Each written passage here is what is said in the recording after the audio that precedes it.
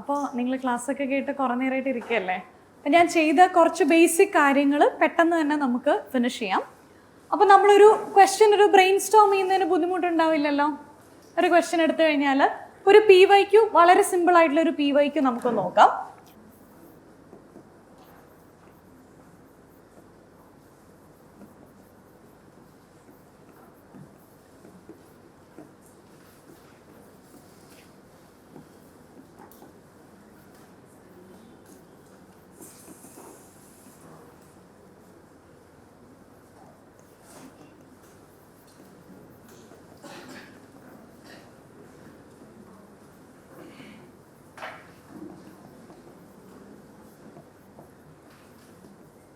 ഇതൊരു 10 mark question ആണെന്ന് ഇത് നേരത്തെ കണ്ടിട്ടുണ്ടാവണം. PYQ ആണ്, പ്രീവിയസ് ഇയർ ക്വസ്റ്റ്യൻ ആണ്.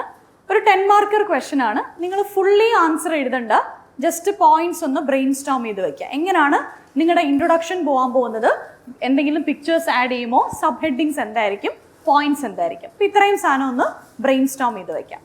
ബ്രെയിൻ സ്റ്റോം ചെയ്തോ? ഓക്കെ. അപ്പം ഞാൻ പൊതുവേ ഞാൻ ഇത് ഡെയിലി ആൻസർ റൈറ്റിങ്ങിന് ഇവിടെ അന്ന് ഈവനിങ് വന്നിരുന്ന് എഴുതിയപ്പോൾ ഉള്ള ആൻസറാണ് റെഫർ ചെയ്തത്, അന്ന് എങ്ങനെയാണ് ചിന്തിച്ചതെന്നുള്ളത്.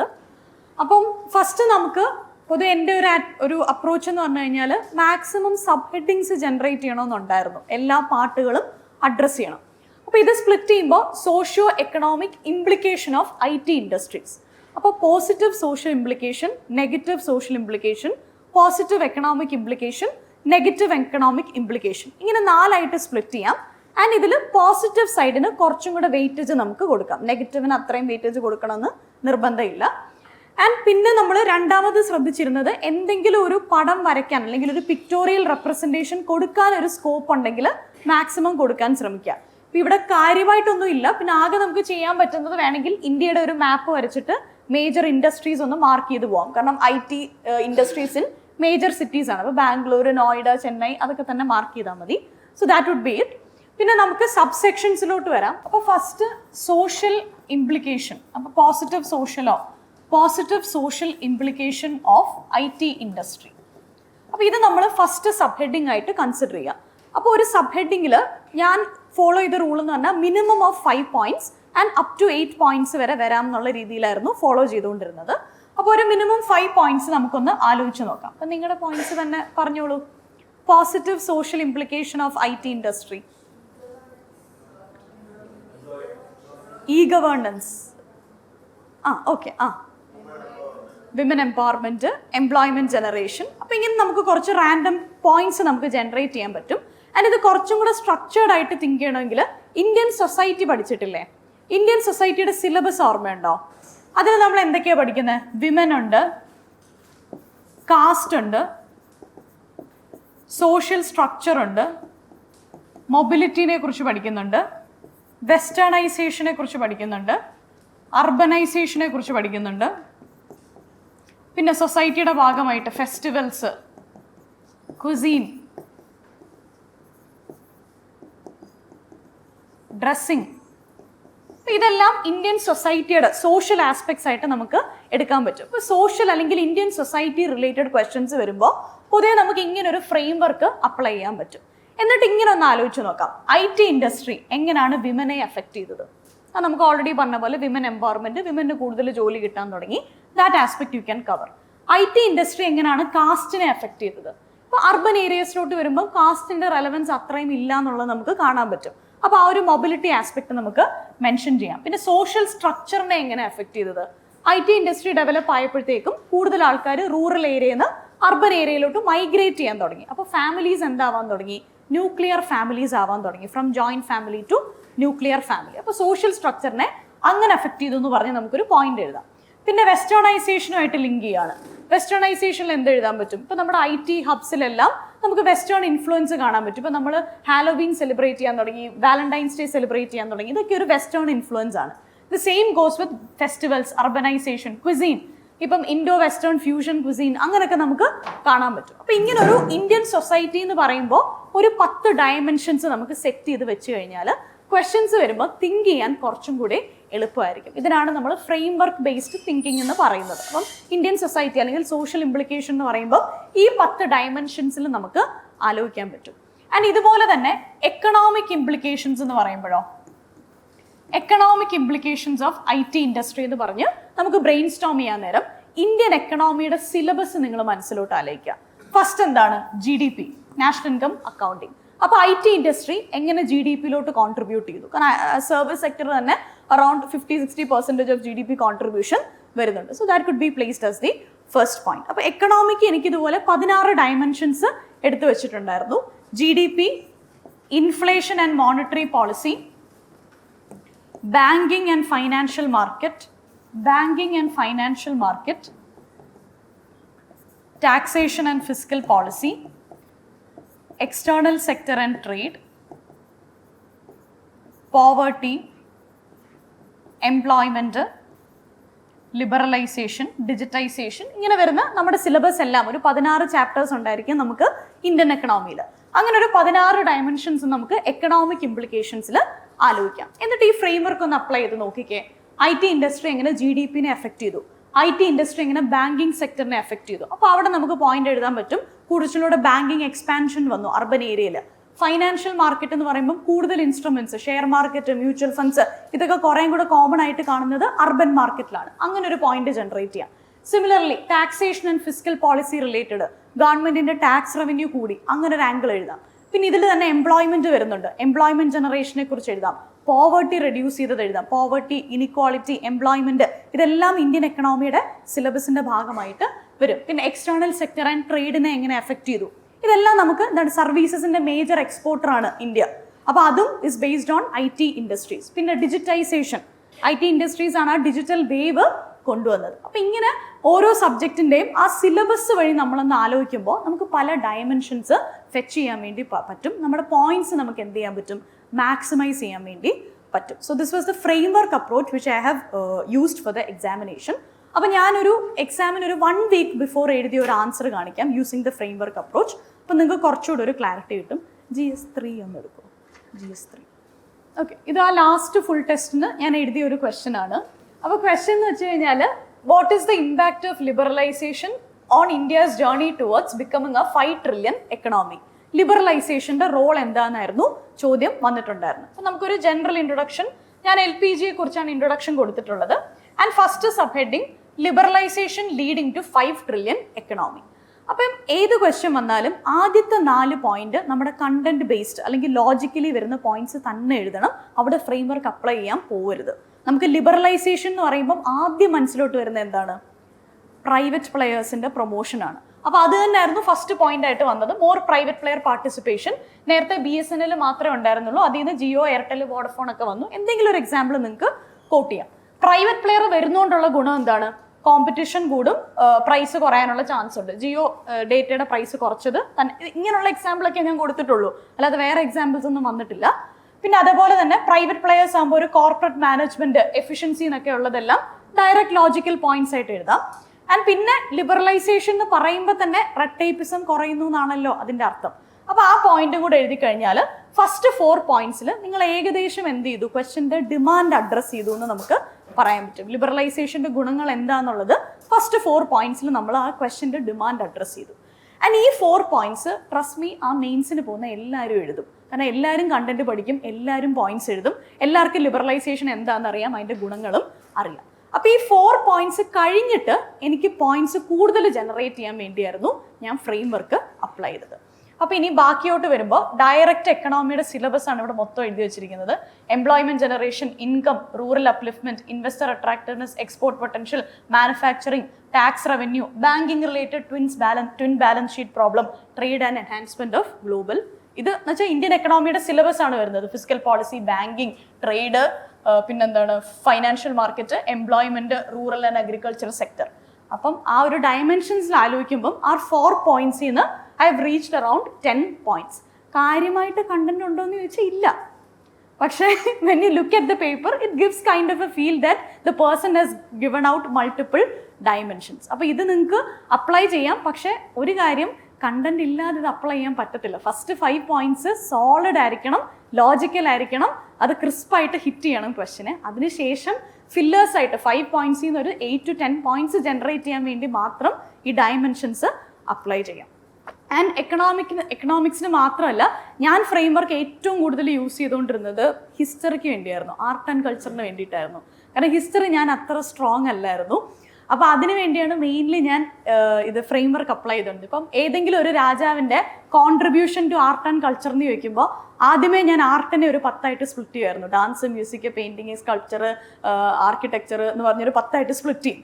എന്നിട്ട് അയാൾ സൗത്ത് ഇന്ത്യയിലാണെങ്കിൽ ഞാൻ ദ്രവിഡ ടെമ്പിൾ വരെ എല്ലാം വരച്ച് വെച്ചേക്കും. കാരണം കാര്യമായിട്ട് അറിയത്തില്ലെങ്കിലും എന്തെങ്കിലും ബന്ധമുള്ള സാധനങ്ങൾ എഴുതി വെക്കാന്നുള്ള രീതിയിൽ. അപ്പം ഞാൻ അങ്ങനെ ഒരു ക്വസ്റ്റ്യൻ കാണിച്ചു തരാം.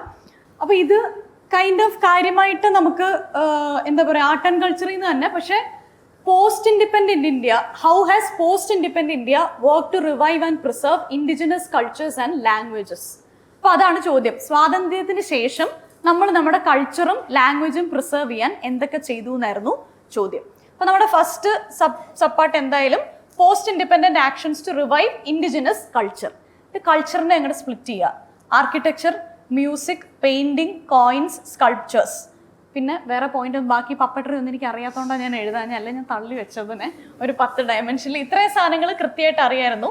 ആൻഡ് നിങ്ങൾ ഒന്ന് സൂക്ഷിച്ച് നോക്കിയാൽ മനസ്സിലാവും കാര്യമായിട്ട് അറിയാത്ത ഒരാൾ എഴുതിയതാണ്. കാരണം ആർക്കിടെക്ചർ, എനിക്ക് സോളിഡ് ആയിട്ടൊരു ആർക്കിടെക്ചറിന് എക്സാമ്പിൾ പറയാൻ അറിയില്ലായിരുന്നു. I new about archaeological sites and remains act. അപ്പോൾ അത് കോട്ട് ചെയ്തു. ഗവൺമെന്റ് കൊണ്ടുവന്ന archaeological sites and remains act and archaeological survey of India ഉണ്ടെന്നും എല്ലാവർക്കും അറിയാം. And coming to music, Sangeetha Nataka academy, Kalamandalam, dance ആണ്, മ്യൂസിക് ആണ്, ബ്ലിങ്ക് ചെയ്ത് എഴുതിയതാണ്. പെയിന്റിങ് വരുമ്പം ഒരു പെയിന്റിങ് ഞാൻ എഴുതിയിട്ടില്ല, ജസ്റ്റ് മ്യൂസിയംസ്, ലൈബ്രറീസ്, എക്സെട്ര. പക്ഷെ നിങ്ങൾ ഒറ്റയടിക്ക് നോക്കുമ്പോൾ you would only focus on the highlighted part and not on the, I mean, തെറ്റെഴുതി വെക്കരുത്, but like the basic knowledge that you have അത് എന്തെങ്കിലും പ്ലേസ് ചെയ്യുക. And coming to coins also, expos, international എക്സിബിഷൻസിനെ ഞാൻ എഴുതിയിട്ടുള്ളൂ, കാര്യമായിട്ട് കോയിൻസിന്റെ പേരൊന്നും കോട്ട് ചെയ്യാൻ നിന്നിട്ടില്ല. Sculptures, limited tourism and institutional protection, excavation. പിന്നെ ആ സമയത്ത് ഒരു തമീര ബൈരണി എക്സ്കവേഷൻ ആൻഡ് തമിഴ്നാട്ടിൽ അത് നടക്കുന്നുണ്ടെന്ന് കൃത്യമായിട്ട് അറിയായിരുന്നു. സോ അത് വെച്ചിട്ട് എക്സ്കവേഷൻസിന്റെ പോയിന്റ് മാത്രം എഴുതി.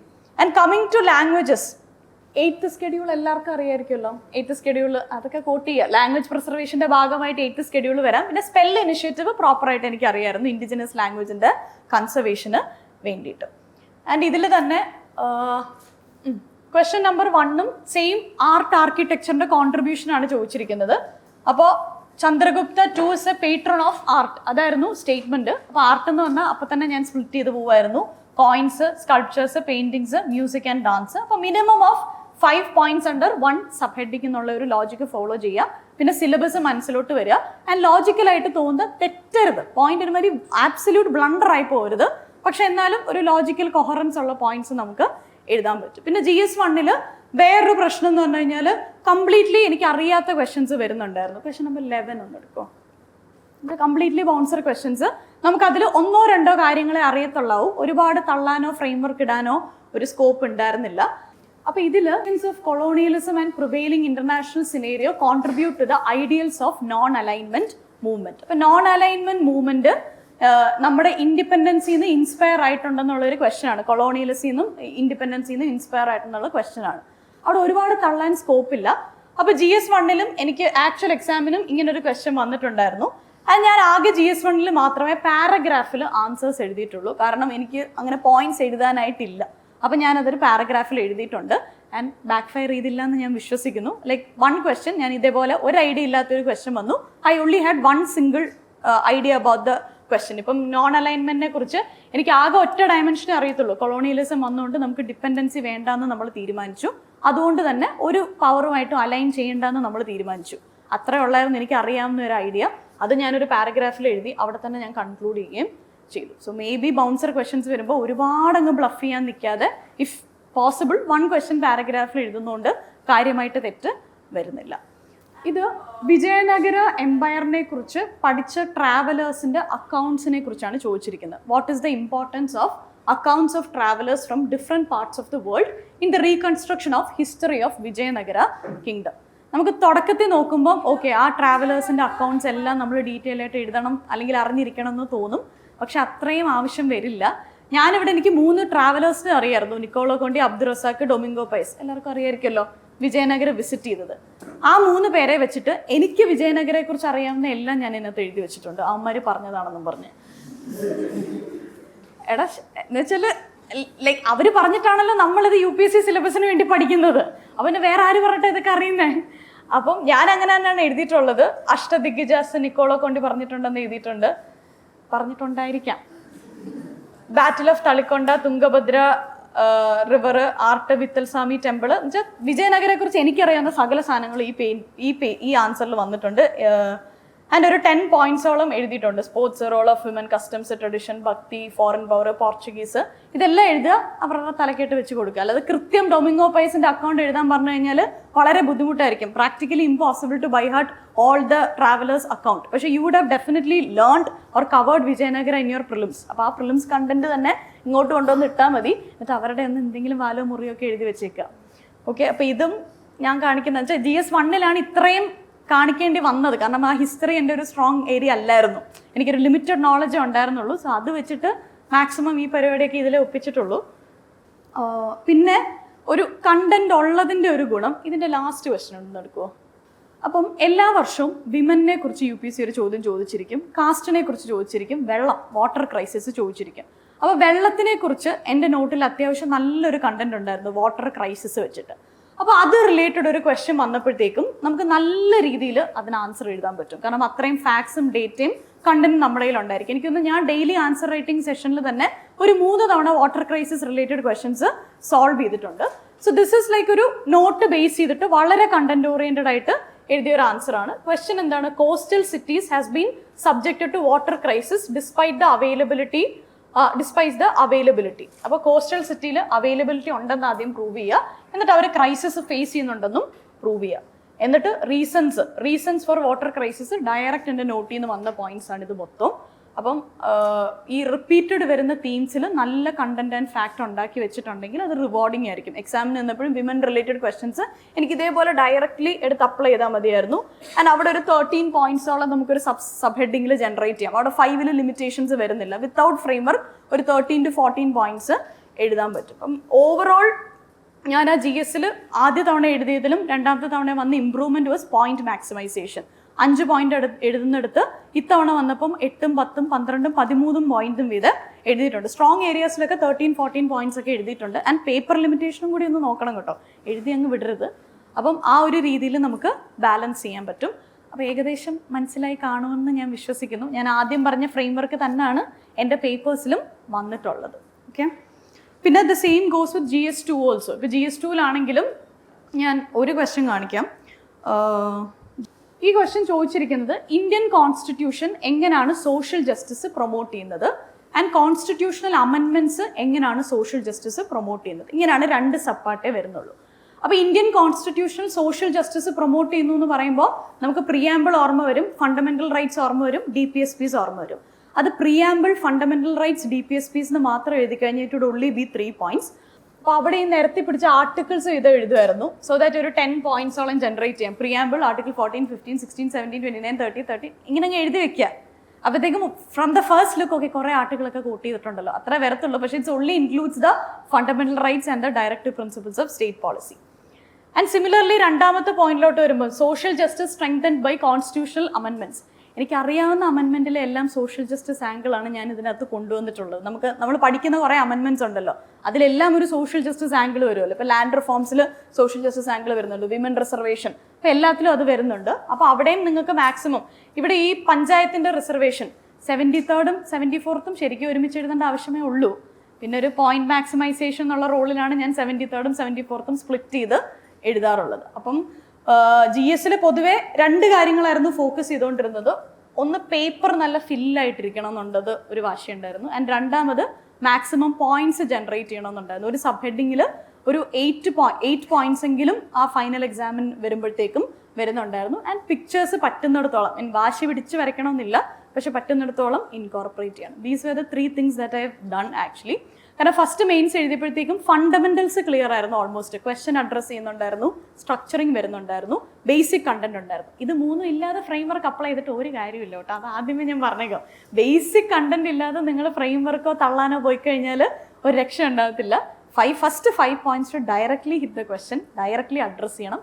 അതിനുശേഷം നമ്മളൊരു എഡ്ജ് ഔട്ട് ചെയ്ത് നിൽക്കാൻ വേണ്ടിയിട്ടാണ് ഈ ഒരു ഫ്രെയിംവർക്ക്സ് അപ്ലൈ ചെയ്യുന്നത്. മനസ്സിലായോ? ഞാൻ എൻ്റെ ഒരു ഫ്ലോയ്ക്ക് പറഞ്ഞപ്പോൾ നിങ്ങൾക്ക് എത്ര പേർക്ക് ക്യാച്ച് ചെയ്യാൻ പറ്റുന്നുണ്ടെന്ന് എനിക്ക് ഉറപ്പില്ല. ഓക്കെ, അപ്പോൾ എന്തെങ്കിലും ഡൗട്ട്സ് ഉണ്ടെങ്കിൽ ചോദിക്കാം എൻ്റെ അടുത്തുനിന്ന്.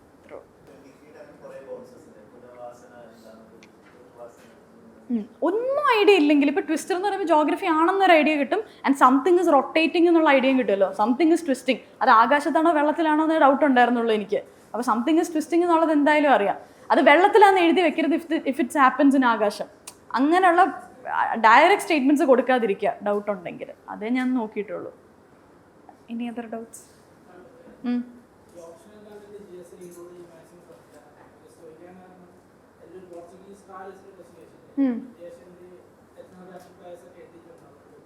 അതൊക്കെ അങ്ങ് വന്നു പോകുന്ന കേട്ടോ, മനഃപൂർവ്വമൊന്നുമല്ല.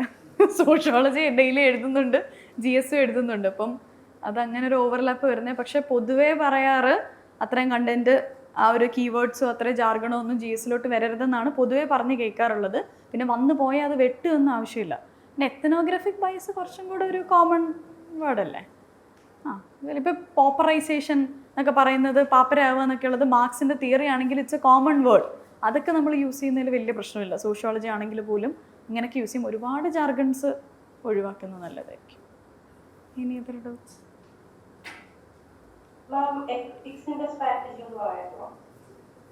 എത്തിക്സ് എഴുതുക, ഡേ 1 തൊട്ട് എഴുതിക്കോളുക. കാരണം എത്തിക്സിന് അങ്ങനെ ഒരു കറക്റ്റ് ബുക്കോ മെറ്റീരിയലോ ഞാൻ അങ്ങനെ പഠിച്ചിട്ടില്ല. കാരണം ക്വസ്റ്റ്യൻസ് എല്ലാം നമ്മുടെ കോമൺ സെൻസിൽ നിന്ന് നമുക്ക് ആൻസർ ചെയ്യാൻ പറ്റുന്ന ക്വസ്റ്റ്യൻസ് ആണ് എത്തിക്സിന് കൂടുതലും വരുന്നത്. അപ്പോൾ കൂടുതലായിട്ട് എഴുതുക, എക്സാമ്പിൾസ് പ്ലേസ് ചെയ്യാൻ നോക്കുക. അപ്പോൾ എത്തിക്സ് ഫ്രം ഡേ 1, ഞാൻ എൻ്റെ ഒരു അഡ്വൈസ് എന്ന് പറഞ്ഞു കഴിഞ്ഞാൽ ഒരു 80 days നിങ്ങൾക്ക് മെയിൻസിനുണ്ടെങ്കിൽ എല്ലാ ദിവസവും ഓരോ എത്തിക്സ് ക്വസ്റ്റ്യൻസ് ചെയ്ത് എഴുതി കഴിഞ്ഞാൽ നല്ലതായിരിക്കും. കാരണം എത്തിക്സിന് മാർക്ക് നന്നായിട്ട് കയറുന്നുണ്ട്. അത്യാവശ്യം എഴുതുന്നവർക്കെല്ലാം 120+ കയറുന്നുണ്ട്. GS 1ഉം 3ഉം പോലെയല്ല, GS 4നും GS 2നും മാർക്ക് കയറുന്നുണ്ട്. നമ്മൾ എഫേർട്ട് ഇട്ട് കഴിഞ്ഞാൽ കുറച്ചും കൂടെ റിട്ടേൺസ് ഉള്ള പേപ്പറാണ്. സോ എത്തിക്സ് എഴുതി അവിടെയും point maximisation matters a lot. 5-6 പോയിന്റിന് വരും, ഒരു 10 പോയിന്റ് എഴുതി കഴിഞ്ഞാൽ ഇറ്റ് മാറ്റേഴ്സ് എ ലോട്ട്. അപ്പോൾ എത്തിക്സ് ഡെയിലി ആൻസർ ഒരു എത്തിക്സ് വീതം PYQ തന്നെ എഴുതിയാൽ മതി. വേറെ എവിടെ നിന്നും എഴുതുന്നതിലും PYQ എഴുതുന്നതായിരിക്കും നല്ലത്.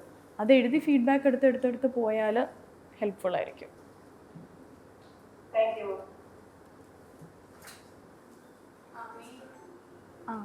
മെയിൻ സ്കില്ലറിൽ അതെ, ഈ ഫ്രെയിം വർക്കും ഈ സാധനങ്ങളും എല്ലാം ഞാൻ ഉണ്ടാക്കിയതല്ല കേട്ടോ. ഈ ശരത് സാറാണ് ഇതെല്ലാം എന്നെ പഠിപ്പിച്ചത്. നിങ്ങൾക്ക് എവിടെയെങ്കിലും എന്ന് വെച്ചാൽ എല്ലാ സബ്ജക്റ്റിനും നമ്മൾ ഡെയിലി PYQs എഴുതുന്നുണ്ടായിരുന്നു.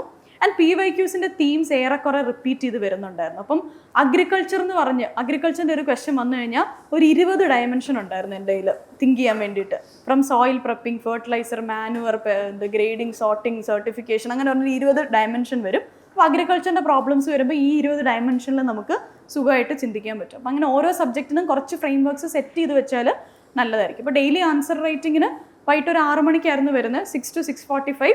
എനിക്ക് ചോദ്യം അറിയത്തില്ലെങ്കിലും ഞാൻ എഴുതുന്നുണ്ടായിരുന്നു. കാരണം അങ്ങനെ നമുക്ക് എല്ലാം അറിഞ്ഞിട്ട് എഴുതി വെക്കാൻ പറ്റത്തില്ല. അപ്പോഴത്തെ ലോജിക്ക് വെച്ചിട്ട് ഉത്തരം അറിയത്തില്ലെങ്കിലും എഴുതിക്കോളുക. എന്നിട്ട് അവിടെ തന്നെ ഇരുന്ന് നമുക്കൊരു next half an hour Sarath സാറിൻ്റെ ഡിസ്കഷൻ ഉണ്ടായിരിക്കും. അപ്പോൾ എനിക്ക് ശരിക്കും മറ്റേ അടി കിട്ടുന്ന പോലെയായിരുന്നു. നമ്മൾ എന്തെങ്കിലും ചവറൊക്കെ എഴുതി വെച്ചിട്ടുണ്ടായിരിക്കും, പുള്ളി വന്നിട്ട് നല്ലൊരു ആൻസർ കീ പറയും. അപ്പോൾ നമ്മൾ ഇതൊക്കെ നമുക്കറിയാവുന്ന സാധനങ്ങളാണ്. പ്രിലിംസിന് നമ്മൾ പഠിച്ച സാധനങ്ങളാണ് ആൻസർ കീയിൽ വരുന്നത്. പക്ഷെ നമുക്ക് എഴുതാൻ പറ്റാതെ പോയി ആ സമയത്ത്. അപ്പോൾ അങ്ങനെ അതൊരു 2 months ആ പ്രാക്ടീസ് നടന്നപ്പോഴത്തേക്കും പെതുക്കെ ഒരു ബ്രെയിൻ സ്റ്റോമിംഗ് ഒക്കെ ക്ലിയർ ആയിട്ട് വന്നു. പിന്നെ ഈ ഈവനിങ് 5 ആൻസേഴ്സ് എഴുതുന്നതിനോടൊപ്പം അല്ലാതെ വീട്ടിൽ ഇരുന്നൊരു 5 questions ബ്രെയിൻ സ്റ്റോം ചെയ്യുമായിരുന്നു, GSൻ്റെ തന്നെ. അപ്പോൾ അത് ചെയ്യുന്നുണ്ടായിരുന്നു. പിന്നെ മെയിൻ സ്കില്ലറിൻ്റെ തന്നെ സ്കെഡ്യൂളാണ് ഫോളോ ചെയ്ത് വന്നത്. വീക്കിലി ഒരു സബ്ജക്റ്റ് ആയിരിക്കും ടെസ്റ്റ് വരുന്നത്. അപ്പോൾ സൺഡേ സിലബസ് നാവിഗേഷൻ ഉണ്ടായിരിക്കും. അപ്പോൾ സിലബസ് നാവിഗേഷനിൽ അൻരൂപ് സാറ് എന്തിനൊക്കെ നോട്ട് പ്രിപ്പയർ ചെയ്യണമെന്നുള്ളത് കൃത്യമായിട്ട് പറയും. അപ്പം ഞാൻ ഏകദേശം ഒരു 5 hours ആണ് GSന് വെച്ചത്. അതിൽ 1.5 hours നോട്ട് പ്രിപ്പയർ ചെയ്യുമായിരുന്നു. നെക്സ്റ്റ് 1.5 hours ബ്രെയിൻ സ്റ്റോം ചെയ്യുമായിരുന്നു.